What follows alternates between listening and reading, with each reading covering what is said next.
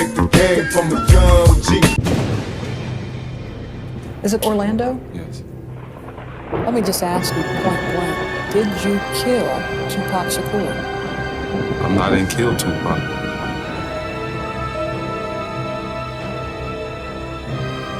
I mean, I don't know why, you know what I'm saying? They would even say something like that. We gon' see more love before we reach heaven. 7 deadly sins, life is sabotage. I pray to God we see another day. I should put my lady, my babies, and yes, my papers. So this is where your brother made all the music. Yeah, bro, like, you know what I mean? This is all these posters you see, he actually hung these posters, you feel me? You know what I'm saying? You will see it all in. But yeah, all these real posters when they came out all these years, so you get your history when you research some of these names and some of these songs, what year they came out, you will see, bro. When shit 96, 97. We bring this shit back to life, like that's why you see how this would just be a booth right here. They got, like I said, they got tore down because of, you know, when we bought the house, we have to city limits, but we started building back, you know, me and Bobby Love, you know what I'm saying, it was Chris Brown, one of his platinum records, you know, Bobby Love would do a few tracks on there, you know what I mean, back here, you know what I mean, this legendary album we ended up putting out, you feel me, that's really how I look right here, show you. We ended up putting it out after my brother had, you know, after his passing. But we definitely had it going. But I was 10 years old, like I said, I was young, so I really didn't get a chance to be actually hands-on with this project, but it definitely was a smash. This ain't based off gangbang, you know what I'm saying? This is based off people really coming from the ghetto, you feel me, trying to make something happen, you feel me? Yo, YouTube, what up? It's your homie Gab, I'm in the building, and this is MAKAVELI Media. Orlando Anderson, aka Baby Lane, was an inspiring rap artist who had his own record label. And he was a producer, and he was the CEO, should I say, of his record label. So is it possible that Orlando Anderson was jealous of the success of Tupac Shakur and Death Row Records as well? Let's take a look at it. Now, somewhere in the early 1990s, and this still holds true to this day, there's some street dudes that's really in the streets putting in work. When they hear certain rappers talking about how tough they are, or how hood they are, or how much work they put in, it creates a level of disdain and envy. Maybe because these guys feel like they did the shit for real, and this guy just rapping about it, and he making the millions of dollars portraying their lifestyle. Who knows? But it also inspires these street dudes to actually get into the music industry and start telling their own stories.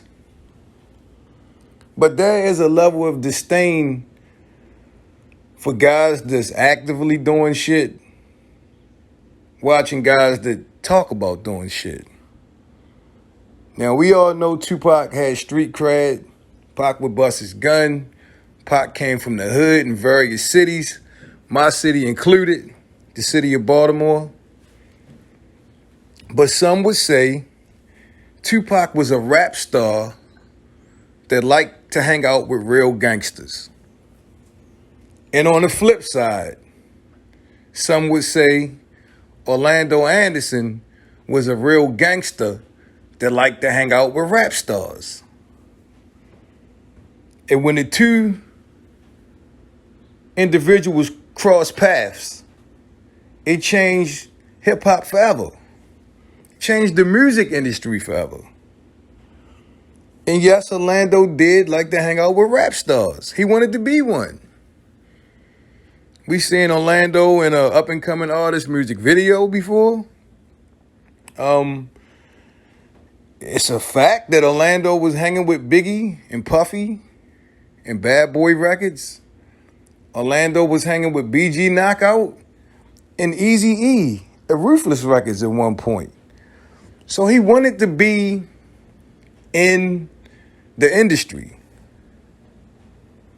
And more importantly, I think these artists wanted to be seen with Orlando because Baby Lane had a hell of a reputation in Compton.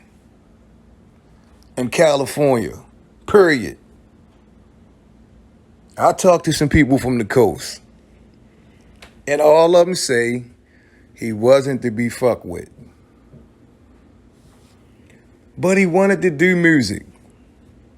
And I'm sure him watching Tupac and SUGE walk around with his chest poked out and them flashing that Death Row medallion did something to him. Watching a guy like Pac, who's not even originally from LA, take over the whole coast, probably did something to Orlando. It probably did. At this time, Pac was having it his way, doing anybody and everything he wanted to do. The biggest star in the world, the king of California. And you got a guy like Orlando who's cool with guys that got beef with Tupac in the first place. It might have been too much for him. He might have been excited to cross paths, or the opportunity to cross paths with Tupac and Suge Knight. And keep in mind, even if he wanted to be down with Death Row, he probably couldn't have, because Death Row primarily wore red. We all know that. It's not like Suge was going to put his arm around Orlando and say, come on, let's hang out.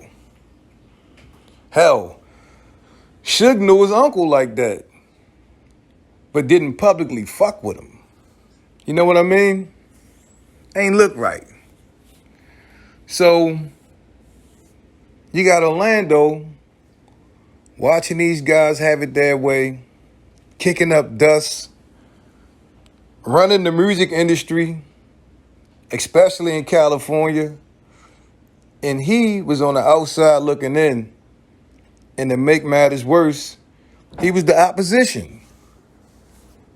He was wearing blue. So he definitely wasn't feeling this shit.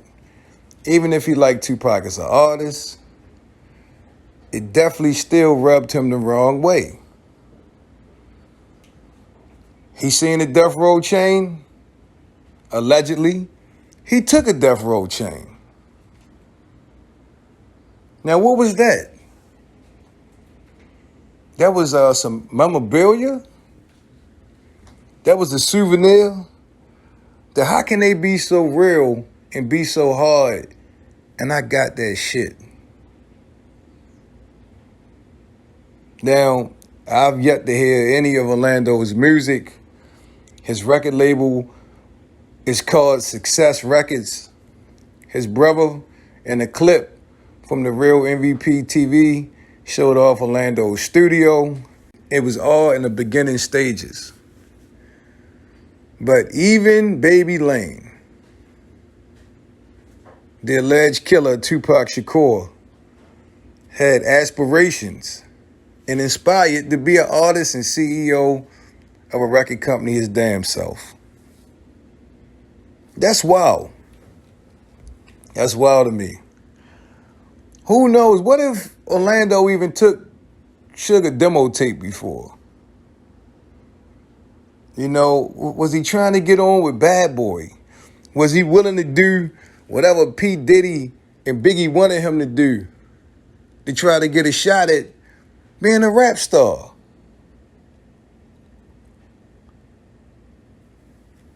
There is a lot of motive in multiple directions that can really make you take a good look at Orlando and ask yourself, was this the reason he was down with Bad Boy Records? And was that the reason why he hated Tupac so much and ultimately took his life? Who knows? But you cannot deny the fact that Tupac and Orlando, they had an altercation. It came out that Orlando, yes, knew Biggie and Puffy and was fucking with Bad Boy Records. And now we know Orlando wanted to be a rapper slash producer slash CEO in the music industry.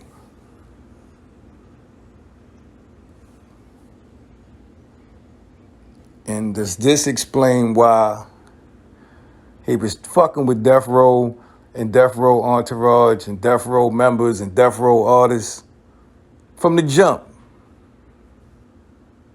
You heard my homeboy Jermaine Hopkins when he was on my homeboy The Art of Dialogue channel say that Orlando Anderson was Tupac without the fame and the notoriety.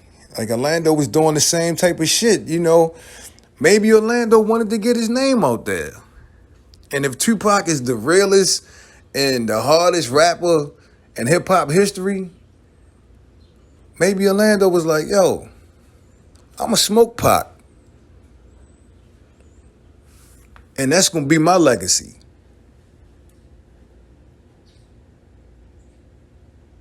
Think about that for a minute. We forever will remember Orlando's name because of this fucked up situation here. Tell me what you think. Leave your thoughts in the comment section.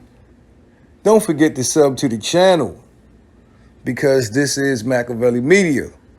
Turn on them post notifications so you be the first ones to get it when I drop that shit. It's been a pleasure as always. I'm your homie Gab. I'm signing off. I'm about to hit y'all with the peace.